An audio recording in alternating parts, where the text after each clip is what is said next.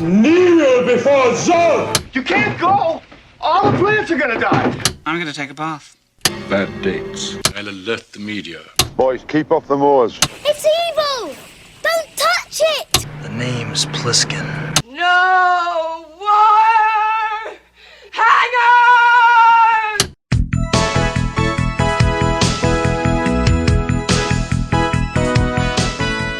Welcome to Vintage Video, where we're rewatching the 80s so you don't have to.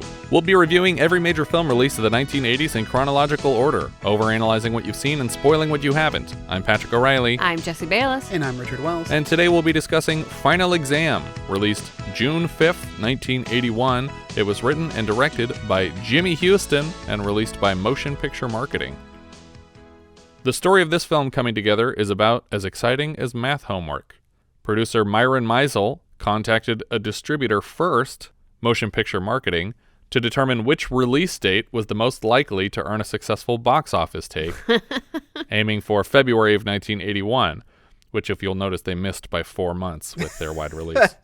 It's also only plus or minus slightly different than the producers that go and be like, what would make the best toy? Let's make that into a movie. Exactly. They also looked at statistics regarding profitability by genre and found that terror suspense had the best rate of return. Next, they selected a shooting location based entirely on the available tax breaks in the region, settling on Shelby, North Carolina. Lastly, they decided on a story. To cut corners further, they produced the film non-union because of the 1980 SAG strike. Most of the crew were friends or students of director Jimmy Huston's. The film was a first feature credit for most of the cast, and also a last feature credit for most of the cast. The film was shot in sequence, so they could excuse actors on the day their characters died in the film. On set, the cast started a tradition of singing Queen's "Another One Bites the Dust" every time a new actor was wrapped/killed. Yeah, but there's that seems weird to me because they shot it in sequence, but there's a huge 45, 50 minutes where nobody's dies. Killed. Yeah. But there's people disappearing that whole time. I guess, maybe. But the sheriff turns around to drive away and just never comes back. Or the doctor turns around and walks down a hall and just never comes back. That's fair. But I'm like, if you're trying to get rid of people sooner, you could have spread the kills out a little bit. For sure. Wow. Now, okay, being a producer myself, I am not going to totally rag on producers for making those kinds of choices because I think that they are they're valid. Fiscally responsible choices to make when making a movie. But start with a decent script. That also doesn't have to cost you a lot of money to read a whole bunch of scripts and find a good one before you start looking for all these other good choices. Yeah, I don't fault anybody for doing that math in terms of where are we going to shoot it, what genre should it be in, stuff like that. Yeah. But you need to have a script first before you're deciding the release date. Yeah, but there's plenty of desperate writers out there that will sell you a decent script for not very much money. Yeah. But I could write myself and then direct myself. Oh, that's true. They shot in 6 weeks on a budget of $363,000, but it brought in $1.3 million because of the dearth of films as a result of the SAG strike. Success. Yeah, it paid for itself. Director Jimmy Huston has said it was his intention to avoid the cliches of most slasher films by focusing on the lives of the characters and less on the gore and violence. I would say that he both failed to avoid those tropes, but that somehow still didn't save the film. But he missed the point of why these films were... I'm going to pick a genre that's super successful and then not use the things that are typical of that genre? Yeah. I'm going to make a love story, but there's not a couple in it. What? Yeah. Wait, what? There's not a dude that you're going to fall in love with or anything? Okay, you're missing the point of a genre here. Yeah. Kill people. What do people like to eat? Cake. All right. I want to avoid the cake tropes. Let's make this one with sand. No. The director has said that he was actually shooting for a PG to maximize profits and was disappointed when the first cut came back with an X rating for violence. A PG? Yeah. What? I mean, literally nobody, there's no one in the market for a PG horror film. Yeah. Nobody wants to see that. Right, because the younger generation that wants to see it doesn't want to see it because it's R-rated. Doesn't want to see it because it's tame. Yeah. They don't want to get into something they can get into. They want to have to sneak in. Well, I mean, I guess there is something to be said of like the R.L. Stein kind of thing. Like, sure, but that's a whole different genre of horror. Like, you don't make a slasher film. Like, I don't remember any R.L. Stein movie where someone got stabbed. The poster isn't terrible, but it's almost exactly a duplicate of the Friday the 13th poster from last year. Somehow, this is still a Category 3 video nasty, despite the almost complete absence of blood for the entire film. I've just lost all respect for the video nasty list. The film was released alongside a novelization by Jeffrey Meyer in 1981 that makes some effort to explain the motive of the killer, which the film never bothers with. Yeah, like seriously, I was 5 minutes from the end and I'm like, they're going to explain this, right? They're going to tell me who this guy is that we've been following the entire time and why he's doing this. And you're like, no. We start at dawn, overlooking a quiet lakeside college campus, and a sound-alike for John Carpenter's Halloween score starts up. Yeah. One of my first notes is totally not the Halloween score. Yeah.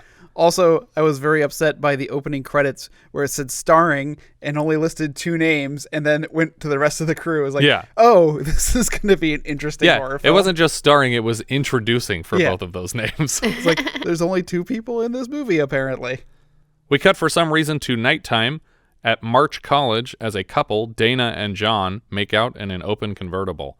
DeAnna is suddenly creeped out by the location and isn't interested in making out. John tries to compromise by agreeing to put the top up, and they're back to necking, but DeAnna would like to relocate somewhere more private. She confesses her love to John, and he's reluctant to reciprocate, but when he finally does, they move to the back seat. DeAnna suddenly hears something, and from outside the car we see a silhouette approach the vehicle. The car is getting jostled from side to side by whoever is outside, and John assumes that it's his teammates fucking with him. He threatens to exit the car and beat them up, when out of nowhere, a man's face peers upside down through the windshield, and then he spins around on the hood of the car to slash open the rag top with a knife. DeAnna is screaming, and John hops in the front seat to start the car. Like, that's his first instinct, is like, I need to drive now. I don't think that's a terrible instinct. Well, I just think it's a weird choice, like, oh, time to go, like, instead of let's just get out of this car and run. Yeah, and I mean, and hopefully he would have the forethought to put it into reverse. So the guy would just fall off? Yeah, and fall Instead off. of falling into the car. Exactly. DeAnna is screaming, and John starts the car, but he barely makes it 10 feet before the killer yanks him up out of the car onto the hood, stabbing him repeatedly. When he's done, he turns to face the still screaming DeAnna, and we dip to black. Is the car still moving? It was moving for a little bit, and then I guess he died enough that he took his foot off the gas, and maybe it's on an incline, so it didn't idle any further. Okay. I don't know. It seems like it stopped. So to be clear, the first thing we see is the killer's face dead on. So there are no red herrings in this film moving forward, because the first thing you saw of the killer was his face looking at them through the windshield. They don't bother to hide it at all. But I did spend the entire rest of the movie waiting for be like, well, clearly we know who the killer is, and it's none of these people. So right. When are you going to tell me who it is? Yeah. And I never find out. We come back up on Raynor College. At least that's what the titles would have us believe, but one of the buildings is clearly labeled Limestone College. IMDb says they got some exteriors at Limestone College in South Carolina, but the majority was shot on the campus of Isothermal Community College in North Carolina. I loved that name. When I saw that Isothermal. Isothermal. Doesn't that mean it's like same temperatured? What does that mean? And their rival Exothermal Yeah. College. Inside McWilliams Tower, one of the buildings on campus, we see a student named Courtney studying on the top floor until a bell rings and she moves down some stairs. According to the novelization, she spends her time up here talking with an owl at the top of the tower. I would have liked to have seen that. And it doesn't make it into the movie. We tilt down on 2 girls walking to a history test and complaining that studying is hard because they keep getting distracted by sexy boys.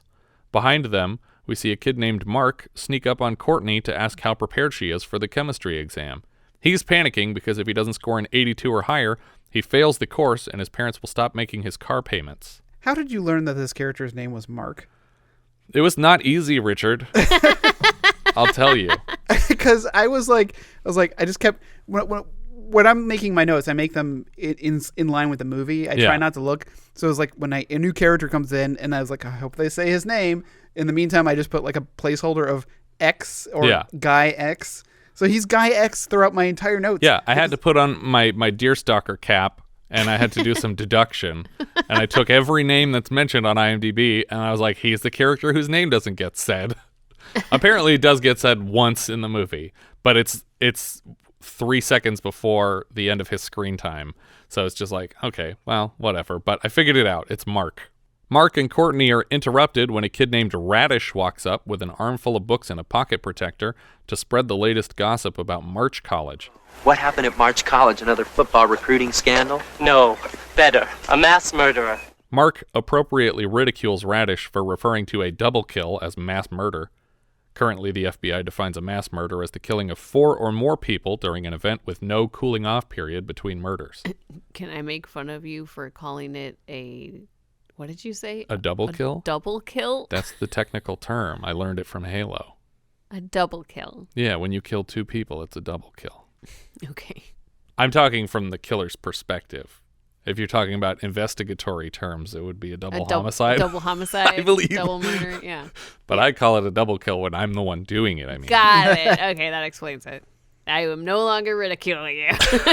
You better not be. Because I'm looking to score a double kill. Oh, God. Oh, God. 2 lousy people? I call that a piker. Well, it's a small school.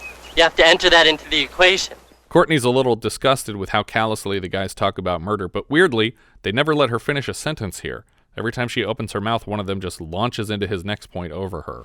Oh, you're beyond that. And to top it all off, the guy was their first-string quarterback. You know, I think Now that you're talking.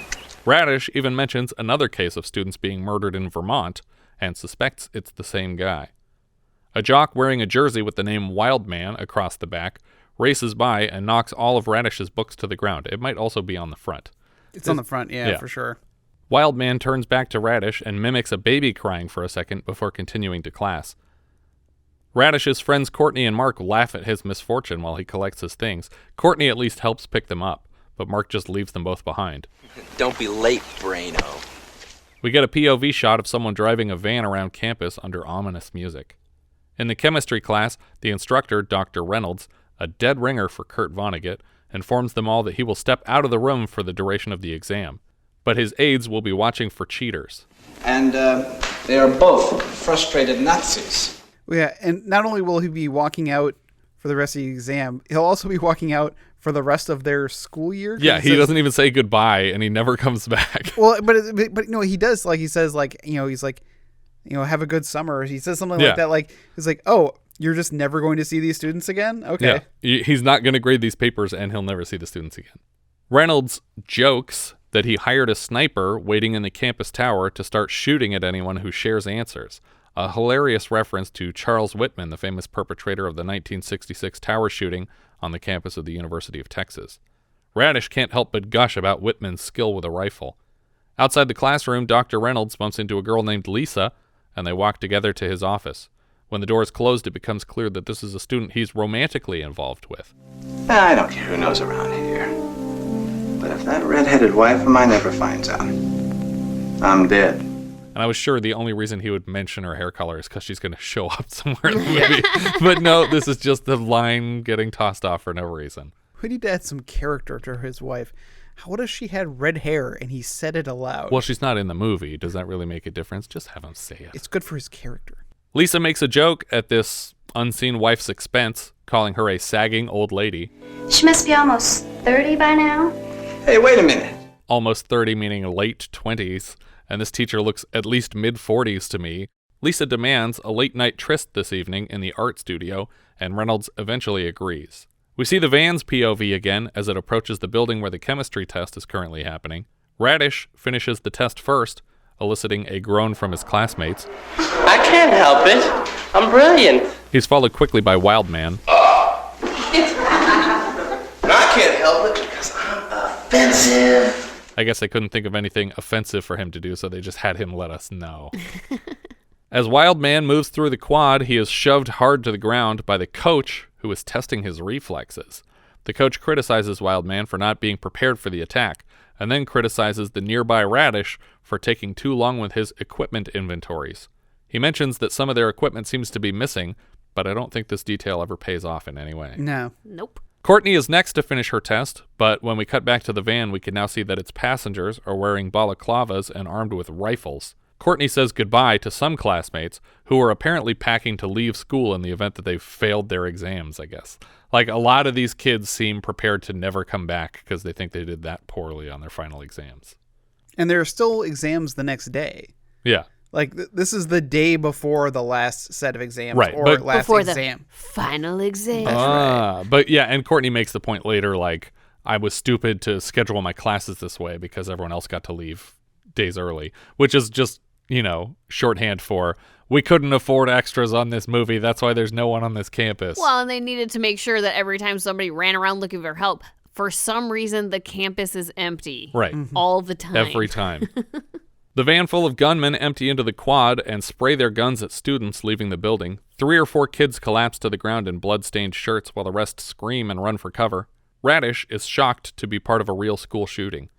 Back in the classroom, the remaining test takers are distracted by the screams and gunshots, while Mark discreetly pulls out a red pen and fake grades his own test, circles an 82 at the top of the page, and sneaks it under a stack of graded papers on an aide's desk. The shooters start collecting the dead students from the grass and loading them back into the van before speeding away. Radish books it to an office to phone the police, reporting the shooting directly to the local sheriff. Sheriff, this is Lanier College calling. There's been a multiple shooting on the campus quadrangle. Sir, listen! Several students have been shot and kidnapped in a brown van. You've got to get out here. It's happening. The psychopaths are here. Is quadrangle the official long term of quad? I mean, quadrangle refers to any four-sided shape. Okay. So, but when you say the campus quad, is that actually short for campus quadrangle? I guess. It will be forever in my head now. Yeah. Because like Cecile had what I would call a quad. Well, every school has a quad. Every? And they're all quadrangles. There you go. I guess there it is. A terrified student named Elizabeth doesn't understand how Courtney and Lisa could be laughing after the attack, but Courtney explains that the van had a Gamma fraternity sticker in the back window. Did you guys see a sticker? Because I looked for it on a rewatch and I don't see a sticker. It must be very small if it's there. Yeah, I didn't see anything. Either way, I don't know why a sticker means that this was a false flag situation, because isn't it just as likely that these Gamma guys finally went postal and just killed a bunch of people on the campus? I guess it's just funnier when it's people you know doing the killing. Quad is an abbreviation, most commonly short for quadrangle, a kind of four-sided courtyard usually defined by a large lawn and surrounded by buildings. And 3 or 4 dead students. There it is. I so learned something today. There you go. We see the van skidding down a dirt road and it pulls over. All the dead bodies were accomplices to the prank, which itself was meant as a distraction so that Mark could cheat on his test. Courtney and Lisa head to the cafeteria where they're joined at a table by Mark, Janet, and Janet's boyfriend, Pledge Gary, who's credited as Pledge Gary. And as far as I can tell, he's the only pledge to the Gamma fraternity. I do, though, appreciate that through most of this film, he wears a shirt that just says Gary on it. Yeah, him and Wildman are making it easy. Yeah. But Mark here is trying to be the dark horse. No idea who this guy is. Mark tells the pledge that they have an assignment for him, and Gary pushes back briefly until he's threatened with not making the fraternity. Although this is like the second to last day of school. Like, are you going to make the fraternity at the last second? He drags Gary outside and tells him that he's been selected to steal Dr. Mayhern's upcoming test from his office. Gary is worried about getting expelled, but they're soon joined by Wildman, and together they're able to talk Gary into the assignment. When Gary returns to the cafeteria, Janet wants to hear about his mission, but he won't share it. He offers to tell her a different secret, but not in front of everyone. Janet turns to look at Courtney like, "Go the fuck away so I can hear my secret." And Courtney walks her lunch tray over to an electric dumbwaiter to return it. We follow the tray down into the kitchen area, where we see a guy clearing trays and then taking out the trash, and we follow this guy with some trash bags out to the dumpster, where we see the man accidentally cross paths with Courtney, and now we're following her again. She almost crashes into another student, and I think this was supposed to be a jump scare, but it doesn't really work at all because they barely cross each other, and there's no, like, sting with it. It's just 2 people walking past each other. She walks past a van, and we see the driver open the door. This is not the van from the shooting because it's black, not brown, and we hold on it for a while, so I think this is to imply that this is the killer's vehicle. Yeah. Do we ever see this vehicle again in the whole movie? No. What was the point of this then? Just to let us know that the killer has arrived. But on campus. Do we see it after the first kill, maybe? We don't see it at all. No, because it's just, I don't know. There's just one time that we see it, and it's right here, and it's so close to being the same color as the other van that was important to the plot. It's like, why make them the same kind of vehicle? Well, because I think before the shooting, we see a van pull up, and I think that through the magic of editing, are we seeing both vans pull up yes, and cutting back and forth? Correct. I think we see the killer van arrive, pull in, but then another scene happens, and when we come back outside, we're seeing the other van pulling up to the square. That's definitely quadrangle. Worthwhile. This whole sequence serves literally no purpose except explaining to people how a dumbwaiter works so we aren't confused later. Spoiler alert, I will still be confused later. It's very clear that they're just stretching for time because if you took all the useless scenes out of this movie, it would only be 25 minutes long. For the record, so far, the only scenes where anything mattered were the couple getting killed at the start, the fake shooting, and Gary getting his assignment. But everything else has just been people talking and stuff that doesn't pay off. Mm-hmm. We cut to the sheriff arriving on campus. Just one car, one cop, responding to a multiple shooter situation with automatic weapons. You know, it was a different time. Yeah. He seems furious that there are no dead students strewn about the area. And we better find a multiple shooting, or somebody is going to wish that a multiple shooting was all the troubles he had. Man, does this not age well. No. It's a little bit upsetting how cavalier and funny they find all this. Yes. Radish fesses up that he made the call, but that the shooting appears to have been a prank. The sheriff asks him to explain what happened, and Radish uses very precise and accurate wording to summarize. A group of masked perpetrators simulated a terrorist-style raid in which several co-conspirators pretended injury or death. It's not my fault. Even the sheriff doesn't buy this dialogue coming from a random college student. Where'd you learn to talk like that? Watching Dragnet. Wildman wanders up to help the sheriff pick on Radish, but then Radish hands over the license plate number to the van, and Wildman shuts up and backs away. The sheriff has dispatch run the plates, MPM 112, presumably a reference to distributor motion picture marketing. These are the kinds of references you can only make if you pick your distributor first. So we're assuming that this is the 112th project from them. Slated. I tried to find a list, but it turns out when you Google motion picture marketing, even if you put quotes around it, it just tells you about motion picture marketing, which is a thing on its own. They have a real SEO problem. Yeah, definitely. That's probably why they don't exist anymore. The plates come back as belonging to John Chambliss, which is also the name of an executive producer on the film. The sheriff is able to guess that Mr. Chambliss is Wildman's father, but Mark steps in to insist it was a harmless prank to let off steam. Coach wanders up, addressing the sheriff by his first name, Quentin, and talks to him like an old friend. He reminds Sheriff Quentin that as a youth, he set fire to the school library and hid the fire hose because he used to be fun. The sheriff warns Wildman not to fuck up again, or he will disappear in the prison system.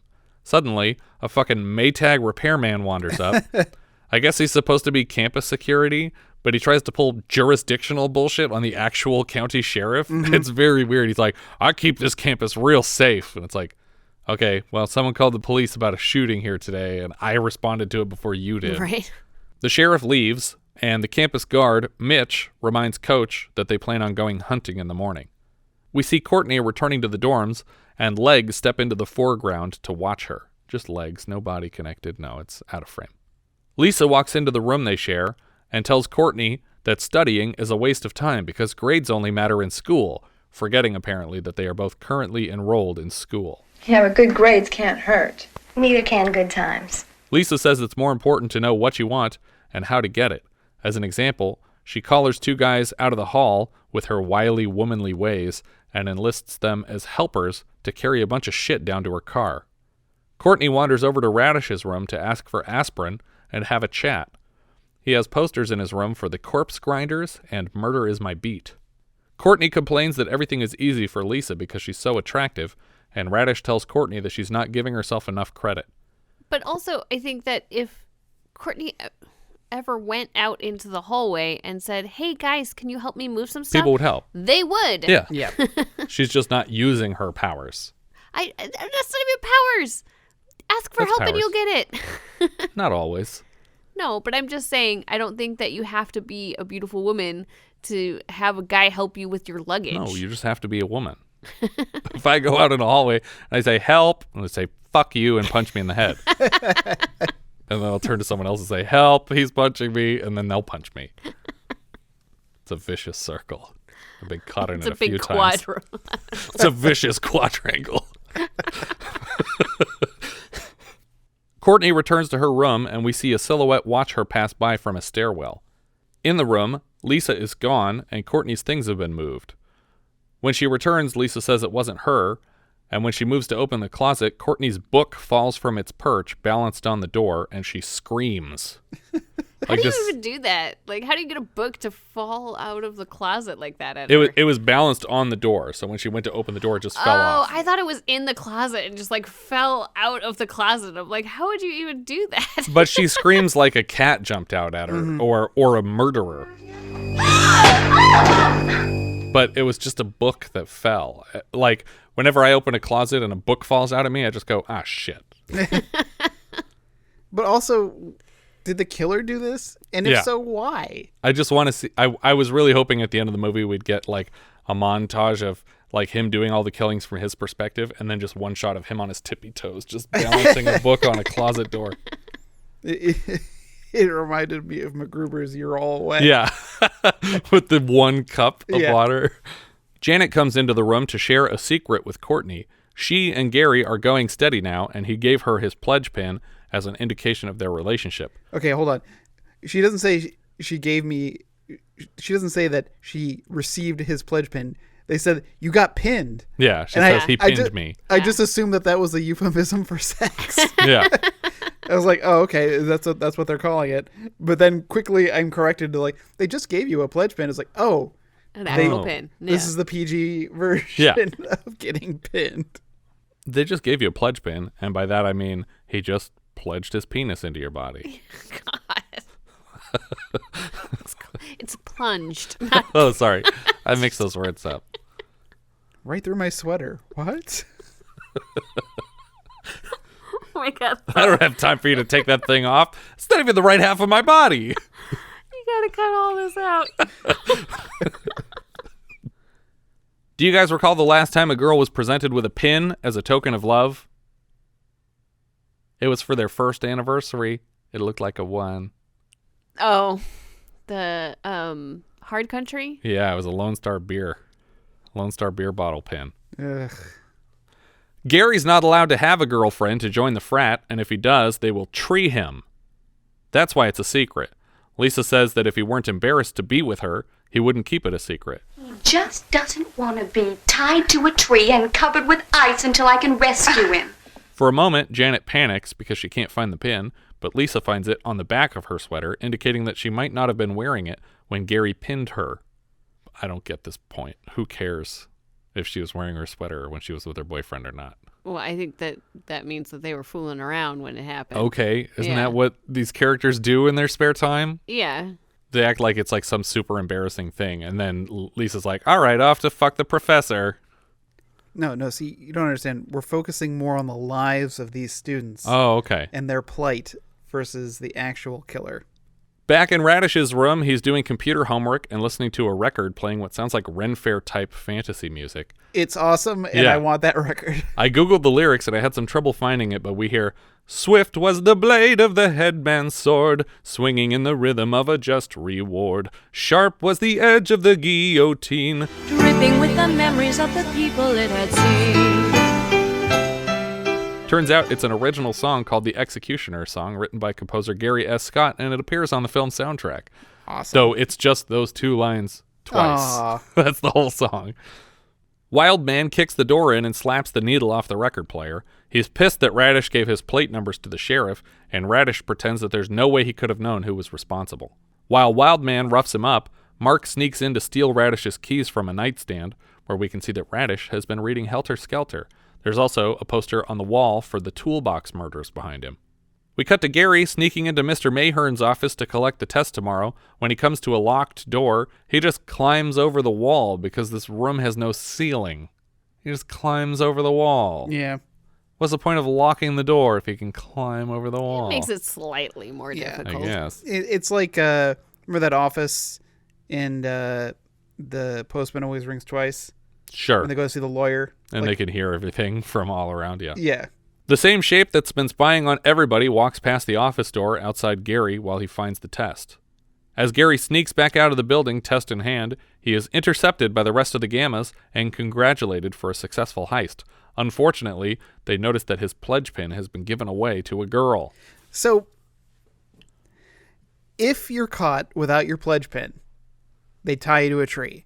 Why would you give your pledge pin to another person as a symbol of love if it had to be returned immediately, or else you would be tied to a tree? No, because that's how much it proves. He's willing to risk being treed. That's what it means. That's how much I love you. I love you so much. It's not willing to risk it. It's willing to guarantee, I'm going to give you this so that they will absolutely do this to me. Well, she had every intention of returning it to him. Like when she thought she lost it. Why give it to him at all? Because that's the whole point, is that you're saying, like, look, It's I love worth you it so to much me. that I'm going to spend the next 8 hours in jeopardy until you give me this thing back. Okay. That's what's happening. I'm not saying it makes a lot of sense. He is promptly treed in the front yard, meaning stripped down to his underwear and tied against a tree, sprayed with shaving cream and fire extinguishers, and then the guys dump ice into his underwear. He's left like that against the tree, and a nearby student, Elizabeth from earlier, offers to find Janet for him to cut him down. Yeah. First, she's cheering them on to tie him up. Right. And then later she says, "Oh, they the poor thing, they've tied him to a tree." It's like, you helped. You did this. Hours later, we see Janet walking into Courtney's room, where she gets some mixed signals. Can I talk to you for a minute? Can't you see that I'm studying? She turns to leave, and Courtney calls after her. Janet, what's the matter with you? You just told me to leave. Then Janet shares some equally mixed signals. You were so happy this afternoon. I'm still happy. It's just that I'm depressed. What? Janet is worried about what kind of a commitment she and Gary have made to each other. We cut back to Mark and Wildman in the Gamma house, and someone calls them about buying some speed. They're fresh out, but Mark asks about the pills that Coach keeps in the training room. Wildman says those are pain pills, but they stay behind a locked door. Mark tells him to knock the door down, and then they can plant Radish's car keys in the room to frame him. While Wildman and Mark are plotting here, Wildman puts on a shirt, deodorizes the outside of it, and then sprays the can in his mouth. Ugh. So wait, so the keys, I thought the keys were to break into the locker room. No, the keys were literally to frame Radish. But I assumed that I feel like you are both correct. They're framing Radish because he has access, because he does inventory for the coach. Okay. So they used his keys to get in, but they were planned going on to leave him leaving them behind there. Yeah. so that they blamed him. Well, I mean, that's perfect. Like, they can go ahead and smash up all the room, and it says, why would I smash up the room if I have my keys? Clearly, this wasn't me. Yeah. Wildman does a celebratory dance for their brilliant plot before they get going. It's now pitch black out, and Gary is still tied to the tree, shivering in his ice-filled underwear. We hear twigs snap. It's been hours, though, right? Right, yeah. So there's definitely no longer ice in his underwear. No, it's just cold water. Yeah. But he's for sure not going to have kids anymore. We hear twigs snap, but it's not Janet. It's Mitch, campus security. Gary thinks he's saved, but Mitch is respectful of the fraternity's traditions and refuses to untie him, instead offering some liquor with the boy. You can have yours on the rock. And he dumps it into the kid's underwear.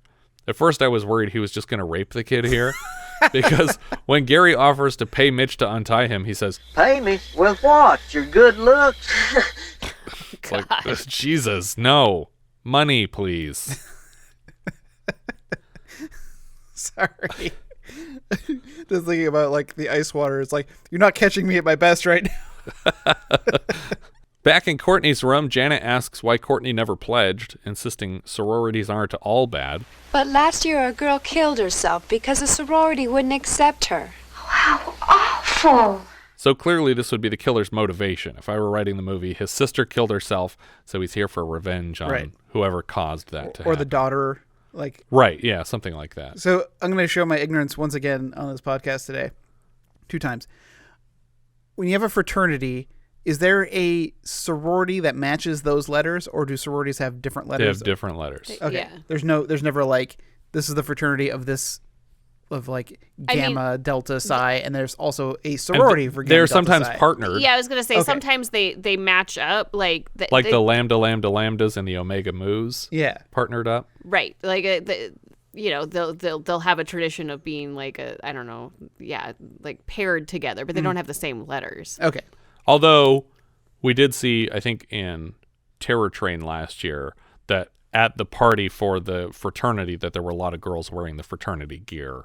They kind of like, if their boyfriend is in that fraternity and they all hang out together, then they kind of consider themselves a part of that fraternity, even if they're not technically members. I just didn't know if it was like they had just like split the group, like the fraternity and the sorority, but they're the same. Ultimately, they're under the same umbrella. No, I don't think so. Elizabeth, the girl in the SNL brand mom jeans who promised to find Janet for Gary, finally checks the dorms where all the girls live and finds Janet. Courtney has convinced Janet that frats are immature, so she hesitates to even rescue him, but then decides to go alone. Janet runs out into the night, and we cut to Gary shivering on the tree. We hear more twigs snapping, and suddenly his ropes are coming loose. When he's completely loose, he takes a few steps away from the tree and calls out to Janet, who he believes rescued him, but there's nobody there. Finally, the killer, who literally hasn't done anything in the last 50 minutes of this 89-minute movie, jumps down out of the tree and stabs Gary to death in the grass. Why untie him? Yeah. Yes, that was my question. I think it would have been much more of a dramatic reveal to leave him tied up. But you don't shoot the pest in a cage. You let him run into the woods. Yeah, but like if she came out and found him stabbed to the tree, like how much worse does she feel for not coming in and untying him right away? Yeah, but it's he got pinned. It's oh, there you go. That's true. Oh wait, it's on your back. See, like I would have slit his throat, so his head was hanging down, so she would have to like reach his head up, lift his head up to make sure he was okay. But if I were to do it, right? Yeah, none of us Allegedly. Actually kills people. What? Double kill. It's like Jack Palance said. And the sport is in the tracking and the hunting. Yeah, but he does this like 2 feet away from the tree after he lets the guy go.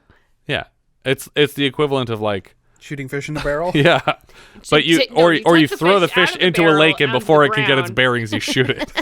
There you get its bearings. Yeah, it's sea if bearings. someone threw you into the ocean, it would take you a second to figure out which way was up. Okay, from that same time. is true of fish. We cut to Lisa heading up to the art studio where she made a date with Dr. Reynolds, the chemistry professor. Back outside, Janet finds the tree, but no Gary. Weirdly, though, Gary's frat shirt is tied to the tree in his place. Did the killer do this? Who put the shirt up? You know what? The killer does a lot of things in this movie that seems like it would take a very long time to set up. Like he cut all the ropes down, and then he tied them all back up to hold a shirt to the tree for some reason. And then dragged Gary's body somewhere else. Even though it was dead already, and there was no need for that. Do we even find Gary's body again? No. No, I don't think so. What the hell? Janet finds his clothes strewn about the yard and notices someone silhouetted against what looks like an observatory dome. The person is obviously wearing clothes, though, so it's not Gary, because Gary's clothes are here on the ground. She climbs the stairs to find him, but it doesn't occur to her until too late that she might be following a stranger. She turns to make a run for it, but someone grabs her and yanks her behind a corner, and we cut to Lisa playing piano in her fancy date clothes. Then, suddenly, we're in a basketball court in a gym, and we can hear Wildman rifling through the training room looking for pills. He's completely demolished the room when he finally finds them, and instead of just taking the pill bottles, he dumps them across the desk and then grabs at the pile randomly. On his way out of the building, across the basketball court, the lights cut out. He calls out to the darkness, but nobody answers, so he turns the lights back on himself, illuminating a man in the center of the court under the scoreboard, standing exactly like Michael Myers might. Yeah. Like almost like doing an impression of Michael Myers in the middle of the room. This is the best look we've gotten at the killer so far, aside from just his face, and he doesn't look like he's in great shape. He looks like kind of a tubby Bruce Jenner. Like he has like a Bruce Jenner haircut, but he's probably 200 pounds heavier than Bruce Jenner was. Yeah, I mean, like, I kept waiting for the reveal of, like, this guy. He looks like an aging athlete. Yeah. Like a meathead from the college years before. Right. And he's got this big, mushroom bowl but cut But no on. part of this is, like, particularly frightening. Like, it just looks kind of goofy and schlubby. Yeah, because it's just a normal dude. Yeah. Like, I almost feel like this would work as, like, a Lonely Island sketch where you're waiting for this, like, really terrifying killer and it's just some fucking weirdo in a bowl cut. And you're just like, who the fuck is that? That guy's not going to kill me, right? That's embarrassing. Well, like Anton Chigurh from No Yeah, Country for Old Men. not unlike that. Or he kind of looks like Fester after he gets married in Addams Family Values. Wildman charges the stranger full force and is effortlessly tossed to the floor, sending pills scattering all over the gymnasium. I thought those were his teeth for a second. Yeah, on my first glance, I was like, what did he just do to him? And I backed it up and I was like, oh, he was just holding the pills in his hand like a fucking idiot? Like, put those in your pocket at least if you're not going to take the bottles. He slaps Wildman around the gym and into the weight room, where he kicks him hard on the crotch. He drives Wildman hard into some weightlifting equipment, and apparently while shooting the scene, the actor playing Wildman was actually being strangled and passed out before anybody noticed. Like, they actually wrapped one of these wires around his neck on accident. You can't see what I'm doing, air quotes. Accident. Yeah, they definitely killed this actor on purpose. He died. No, that's not true. The killer chokes him out for good, and just as Wildman dies, the 2-minute timer that came on with the lights buzzes. So, again, I know they were going for a PG rating. Yeah. I would have liked a better kill in a room full of really heavy objects. When I saw, like, the weights going up, like you know, being drawn up by the, I don't know what you call that machine, but I thought, oh, he's going to put his head and then drop the weights on him or something. Yeah. There's lots of options. Also, I don't like the score on the scoreboard not reflecting the total number of kills. Oh, that's true. It's only counting the 1 kill so far? Yeah. That is weird. I do like that he's considered a guest, though. Because it's like guest 1, home 0. Mm-hmm. But you're right. It should be at least, 3 now? I mean, if you're only counting students, then it should be 3. Yeah. Like, if we're not counting because the other was for a rival school, so I wouldn't count that as. So if we're counting students here, it's 3. It's Gary, Wildman, and who? Janet. Okay. Back at Gamma House, Mark doesn't understand what's taking Wildman so long and apologizes to his prospective customers. In Courtney's room, Radish surprises her with some Irish whiskey to celebrate the end of the term. She tries a sip, but she's disgusted. Radish seems visibly drunk here. He reminds Courtney to please lock her door because psychos exist. She tells him to shut up about it because she doesn't like his pessimistic attitude about murderers being all over the place. She starts complaining about her sexy roommate again, and Radish remembers that he has to do inventory for Coach. On his way out the door, he reminds her again to lock the door.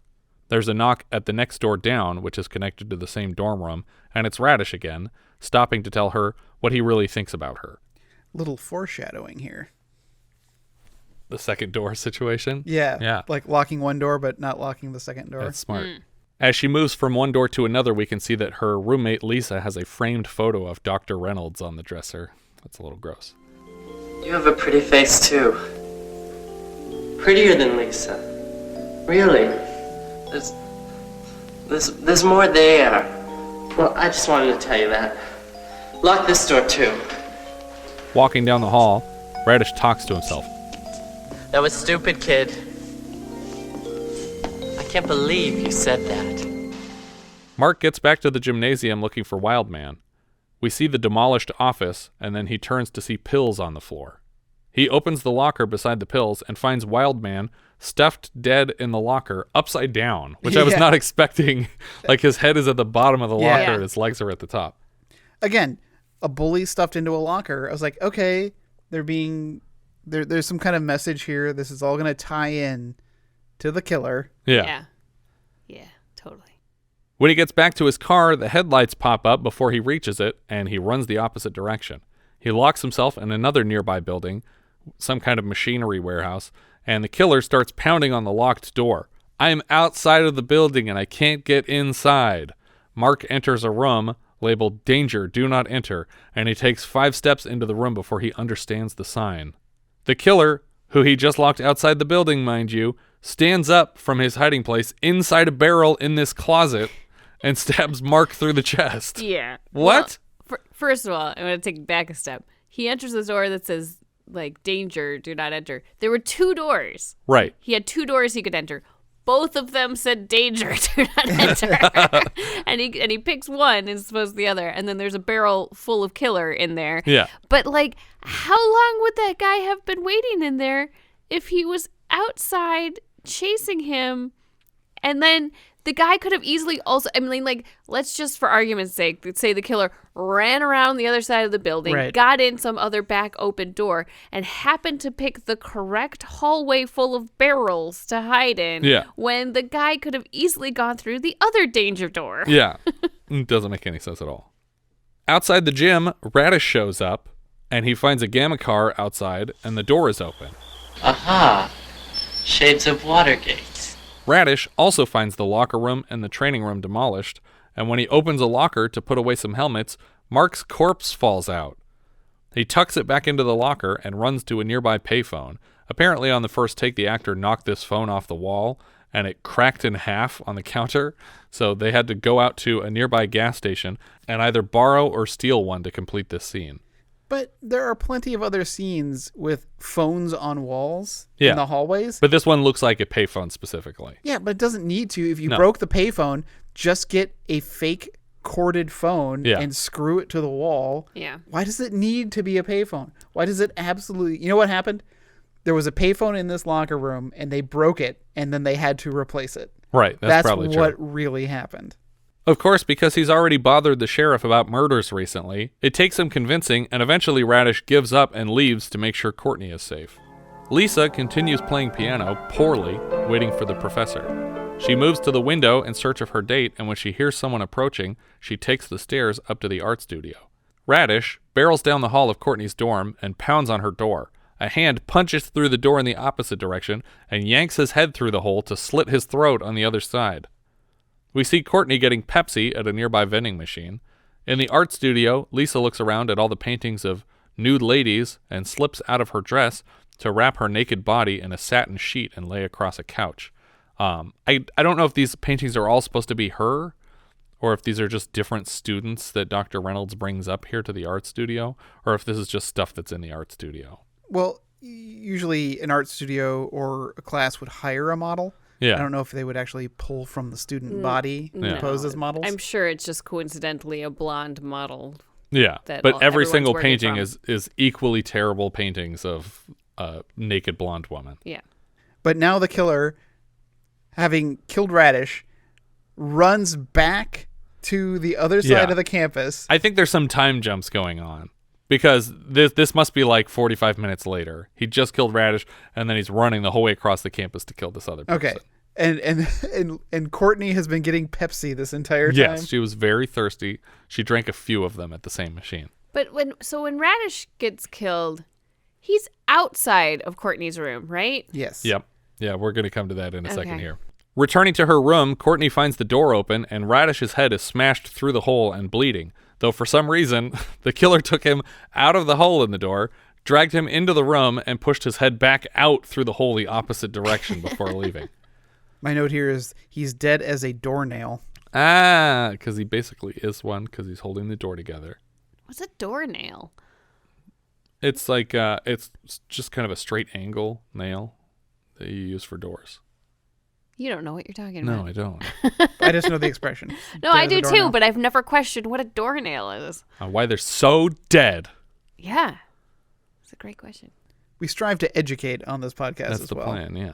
Most things that everyone already knows. Yep. We're just learning what you already knew. Courtney is convinced for a moment that this is another tasteless prank. Stop it, Radish. That's not funny. I mean it. Come on, you scared me to death.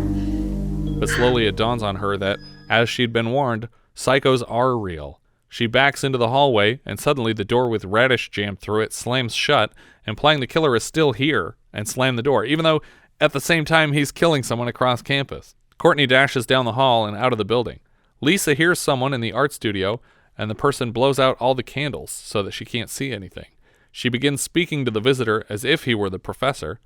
Back at the dorms, Courtney finds Mitch, the security guy, sleeping in his car, but he's a deep sleeper and doesn't hear her slapping at the driver's side window of his truck. And I assume, because he's drunk. Yeah, they made a reference to him being drunk.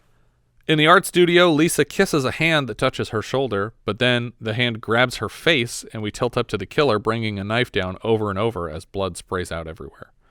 Courtney rushes to the same building, apparently aware of their plan for tonight, but she can't find Dr. Reynolds or Lisa. The killer sneaks around behind her, and she hears him close a door. When she opens it to look through, she sees the killer standing there brandishing a knife, and then slams the door to make a run for it. He follows her as slowly as these sort of killers do, and Courtney climbs through a window into the closed cafeteria. As she runs between the tables, she hears the killer break a window behind her, and then he steps across shards of glass on the floor. She moves to the kitchen and arms herself with a knife. She finds a phone, but she can't dial off campus with it. And then we see the electronic dumbwaiter come to life, and inside, the killer rides it down to the kitchen. The problem here being that the killer is taller than 4 inches, which is how long the tunnel is that these trays are moving along a conveyor belt. So we see his feet come down for the vertical portion of this device, but as soon as he gets to the bottom, he should be stuck. He can't go forward unless he literally turns around and bends his knees so that he's sliding backwards on his stomach. I mean, it's also I don't even know how you're fitting in there. This is the size of a tray.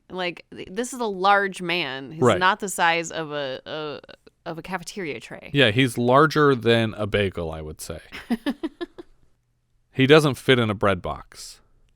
Courtney opens a walk-in freezer, and we cut to the killer following her. He stops outside the freezer door and opens the freezer, but as he's looking inside, Courtney pops out of a cabinet, hits him with a pan, and shoves him in to lock the door behind him. Unfortunately, she doesn't think to lock all the doors connected to the same freezer, and the killer emerges from another door to resume the chase. I think that's fair, though. I would not think that a freezer has multiple entrances and exits. Yeah. But it might have been neat if she heard Radish's voice in her head say, "Lock this door too." And then she goes to the other door to lock it, and it's just too late. He bursts out right as she's getting to it. Like he was trying to save her as a ghost. Yeah, but then I would question the one use of voiceover in the whole film. But it'd be like Chris Kattan at the end of 13 Ghosts, spoiler alert. Oh, God. Or Matthew Lillard at the end of House on Haunted Hill, spoiler alert. Was it 13 Ghosts or was it House on Haunted Hill? I don't know. They both have a comedic host who doesn't, as soon as the house locks up, they're like, we're fucked. We're all going to die. And that person dies first and then saves them as a ghost at the end. Both movies are the exact same plot. Spoiler alert. Courtney runs to McWilliams' tower and the killer follows. They both move to the top floor where she started the film. Outside the school, we see the coach pull up in a pickup truck. He shouts for Mitch, even honking his horn a couple times, and gets no response. I guess he's here to take Mitch on that hunting trip from way earlier in the film. Courtney hears the honking truck and screams down for help from the highest window. Coach grabs a bow and one arrow and heads into the tower. When the killer catches up with Courtney, Coach calls up to him with an arrow knocked. You make one more move toward that girl, I swear I'm gonna hang your head on my wall. The killer lunges for her anyway, and Coach fires an arrow, and we get a sped-up shot of the killer catching the arrow right out of the air. This was the actor/stuntman's suggestion because he was actually able to do this trick. Coach, having stupidly only brought one arrow along, charges up the stairs toward the killer, who charges down toward him, and Coach is unceremoniously stabbed through with his own arrow while Courtney screams. I kind of wish this guy had pulled like a Jack Burton, where he just caught the arrow and turned around and threw it back down. Yeah. But that's not what we do. Just as the killer makes it back to Courtney, he breaks his foot through some rotted wood in the floor, and she starts bashing him with a 4x4 she found until he loses the knife and eventually his balance and falls 6 stories to his death, same as the sorority sister she mentioned earlier. Courtney comes down the stairs to find the killer on the floor, and when he grabs her ankle suddenly, she snatches up the knife and stabs him 12 times, which means this is the R-rated cut and not the X-rated cut, where literally the only difference is that she stabs him 18 times.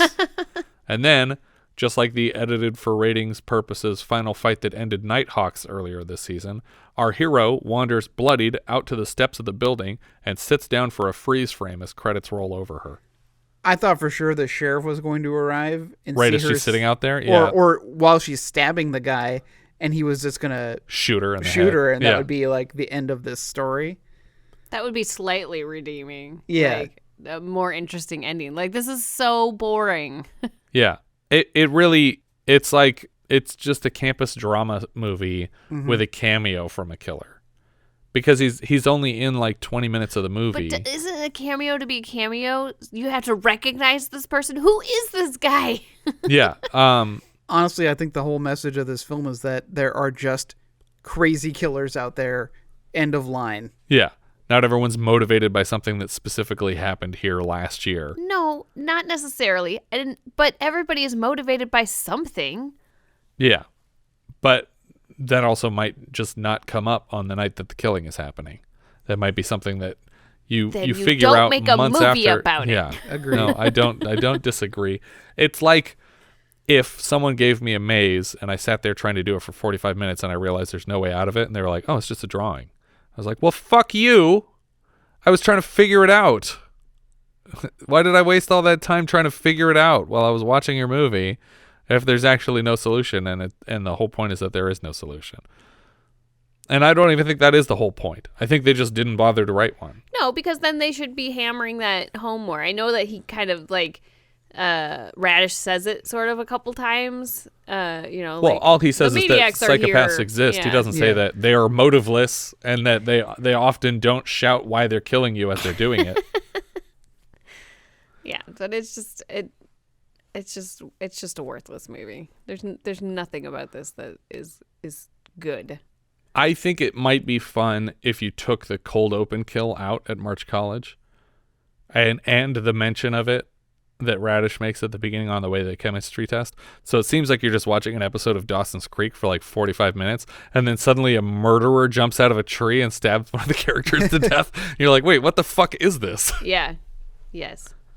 Wouldn't that kind of improve it a little bit? That would. I've always loved the idea of a film that totally switches genres halfway through or totally. 3/4 of the way through. Yeah. So yes, that would make it slightly better. I tried to write something like that in college where like the beginning of the movie is like these two guys are left in charge of a baby for like the length of a vacation while their third friend is gone, and it's just about how shitty they are at being dads. Yeah. But then like 4 days into the vacation they accidentally kill the baby.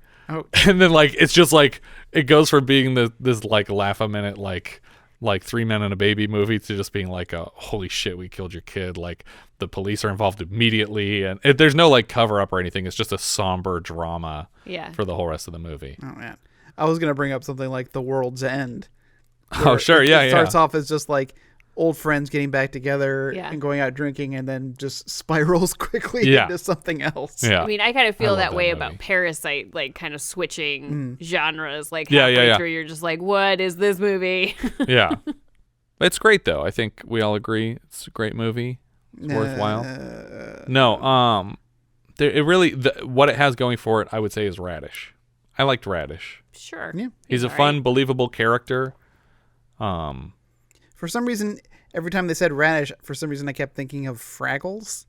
It's like, why does his name keep making me think of Fraggles? Because it's close to Fraggles. No, radishes are what the Fraggles ate. Yeah. Oh, is it? And I was like, God, how did my brain remember that, but not why? Yeah.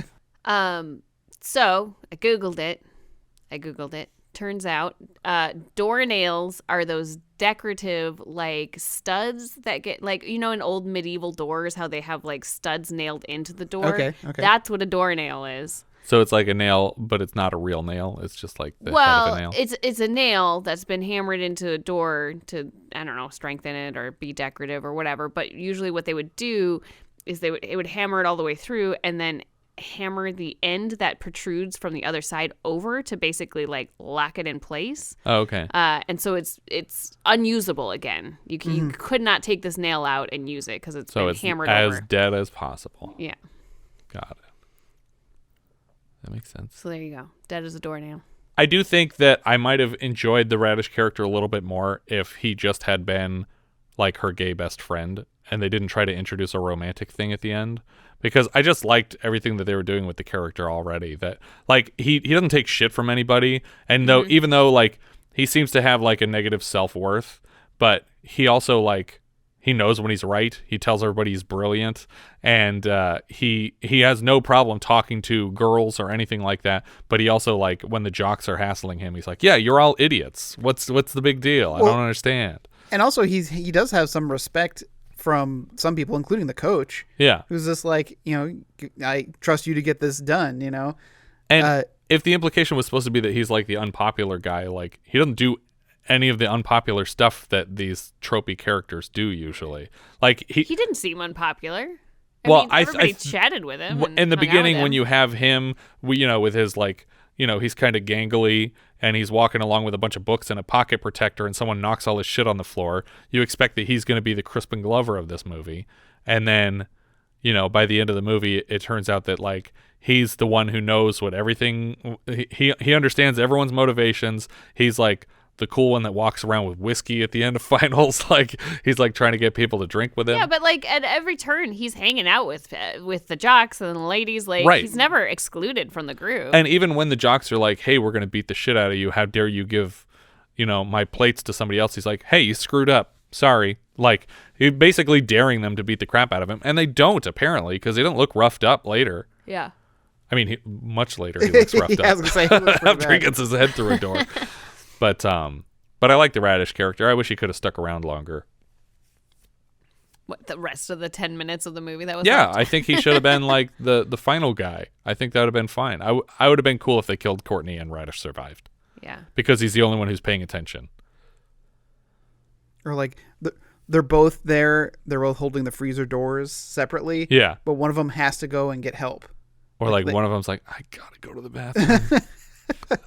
It's like, yeah, they can't both hold the doors forever. Someone's got to make the chance to go and run. And they're like, "Wait, these doors lock. Let's both go." There's a third door? Oh, God. Yeah, thumbs down for me. Yeah, Sorry. it's a thumbs down. There's really not a lot here. Richard, where do you have it letterboxed?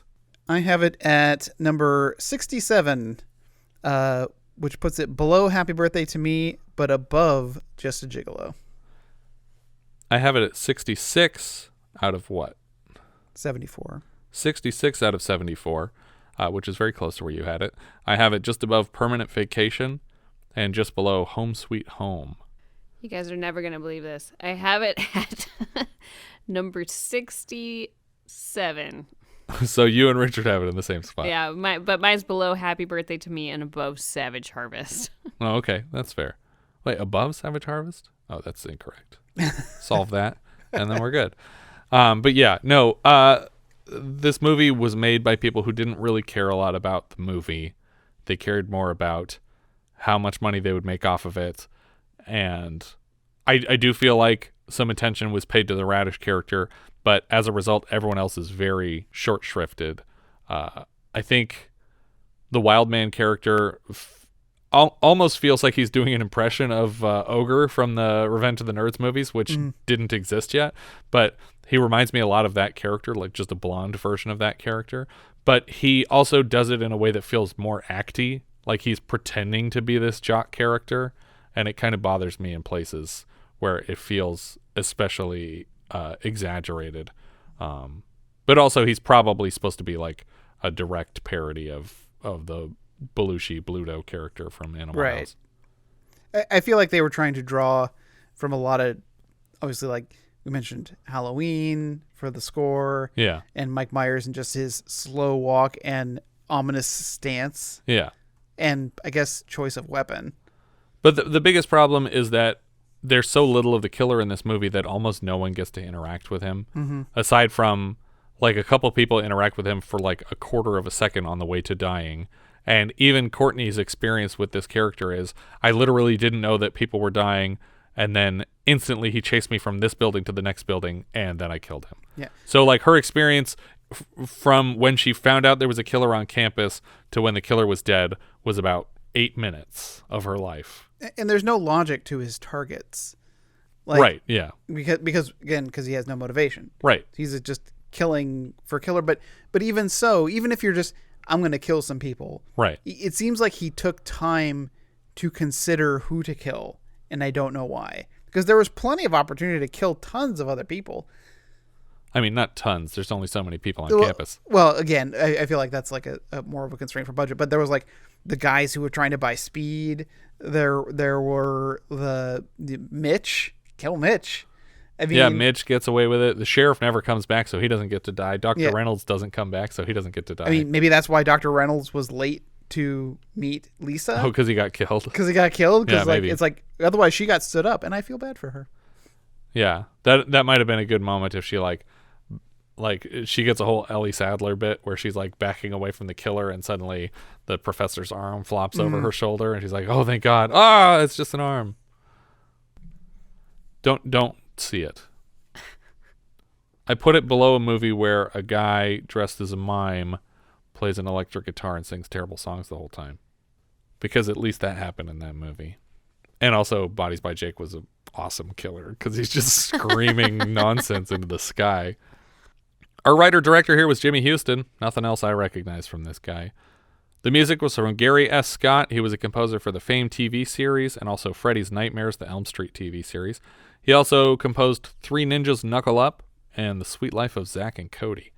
Editor John A. O'Connor. He also edited Savage Streets, and he's a credited dialogue editor for Fern Gully, The Last Rainforest. Cecile Bagdadi played Courtney. This is her only credit. And her screaming was so convincing during the audition process that they asked her to come back and dub the screams of the other actresses in the film. Because they were like, that's a really good scream, and we didn't get that from anyone else. Joel S. Rice played Radish. Looks like he's now a TV producer on a bunch of cable TV holiday rom-coms.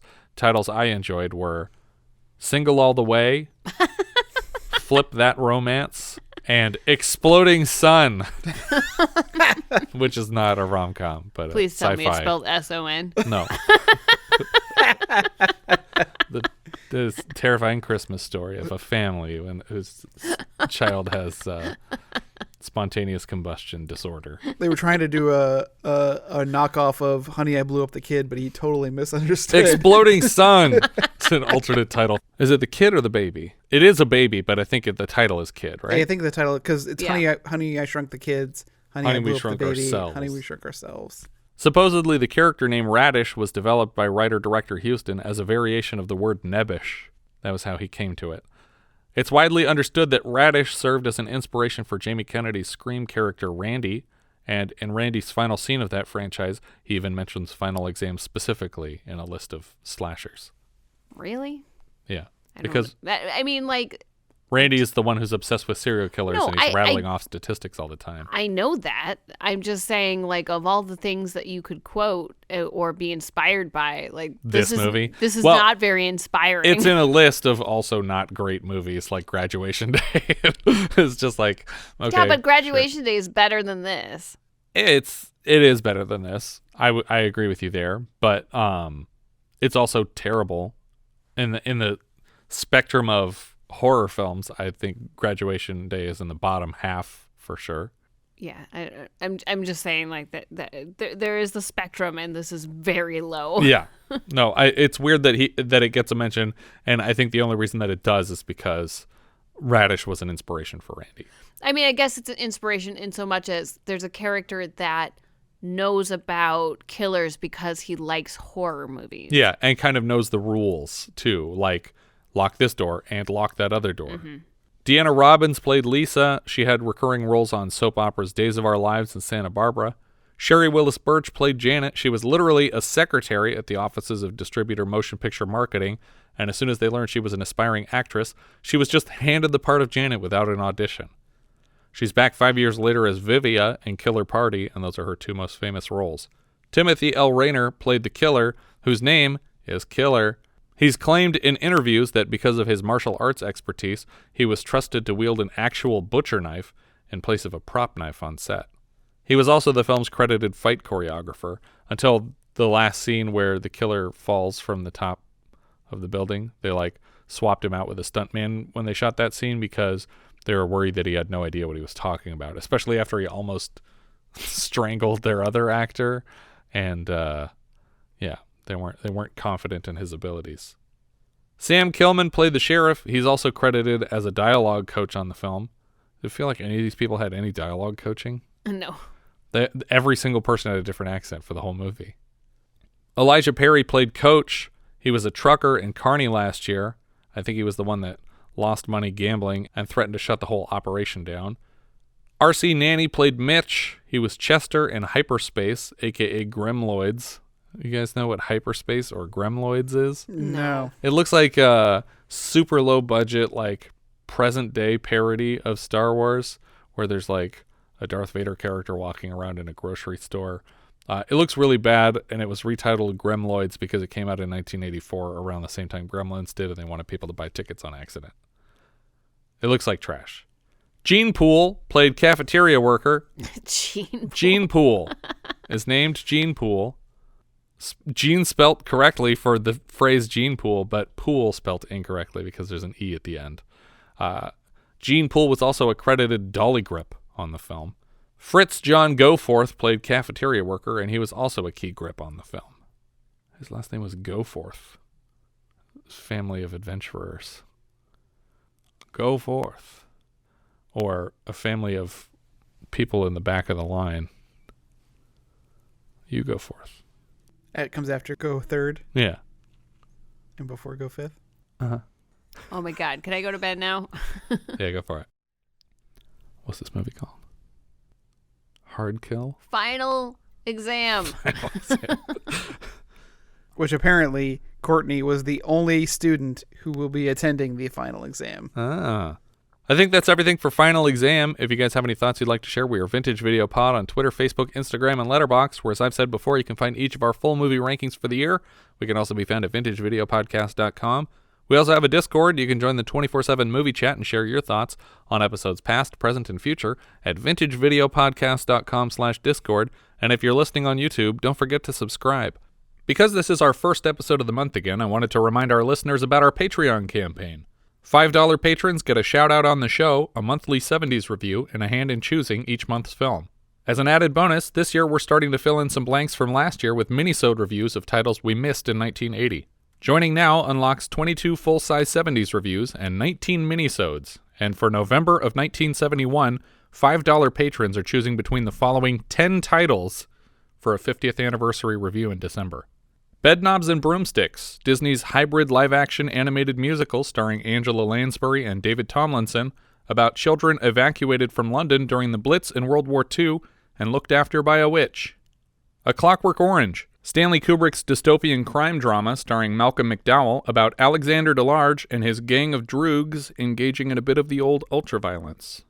Diamonds Are Forever, the return of Sean Connery's Bond after the franchise's one-night stand with George Lazenby. Connery is reunited with regular Bond villain Blofeld, played here by Charles Gray, the third actor in as many installments. This would also mark Connery's last canon appearance as the character.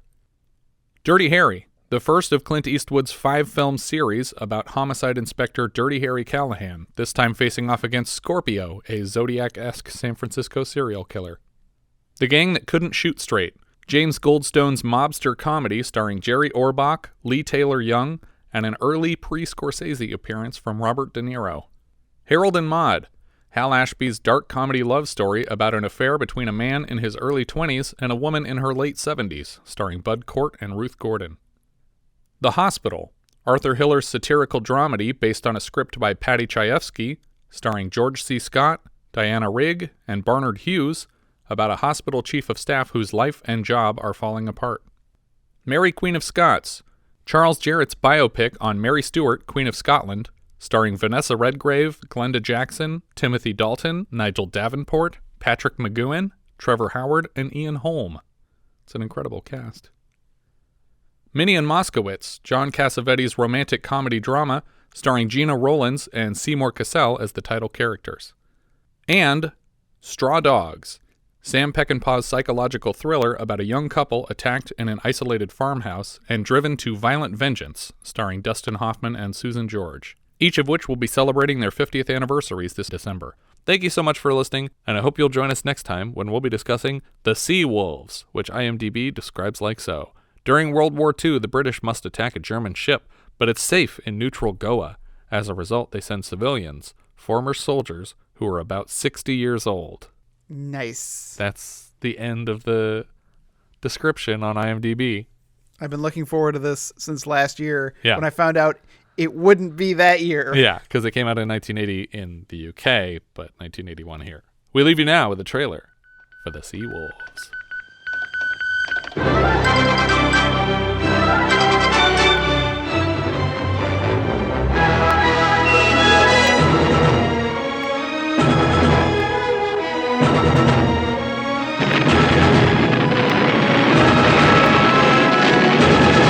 .46 freighters sunk by German submarines in the Indian Ocean in the past month. Look, damn it, we've got to get rid of that transmitter. Do you know how many lives depend on supplies that are lying at the bottom of the Indian Ocean? I think our first priority is to find whoever heads the spy ring. What do you want, senor? I want you to use your influence to persuade the governor to have a reception. Among the invited guests will be every port official from Marmagoa.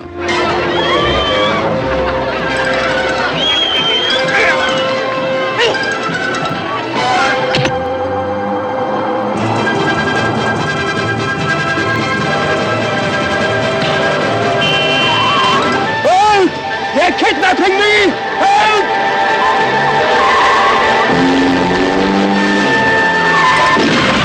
You got away with killing Trompeter, and a fat lot of good it did us. We did find out that the transmitter's on the Ehrenfeld. I'd like to go into that harbor with commandos and blow the whole filthy place up, but we can't, which is rather frustrating. What if a group of British civilians managed to board the Ehrenfelds? And which civilians did you have in mind? The Calcutta Light Horse. Lewis, you're talking about a mixed bag of boozing, middle-aged, pot-bellied businessmen. It's insane, and you know it. Are you expecting my men to volunteer without having the faintest idea what they're volunteering for? Right. Unfortunately, Bill, there'll be no pay in it. No pensions if anyone's killed or wounded. And no credit. It all sounds unbelievably attractive to me. I love it. Now, those of you who are selected will leave in about 7 days. What are you doing? Just turning up. You'll be gone for 2 weeks. Mr. Melbourne, are you all right? Get out! I think it's best if you tell your wives you've been ordered up to ranch if... You're not going to ranching. Don't be ridiculous. It's another woman, isn't it? We still have that date. That is the best idea I've heard all day. We're actually stealing an entire ship, and all I get is 5 light horse for crew, plus 3 hired Lascars. We are not stealing the Queen Mary. Then you bring the others across by train to coach in. Then for a grand finale, we sail right into Marmagoa Harbor and blow up everything in sight.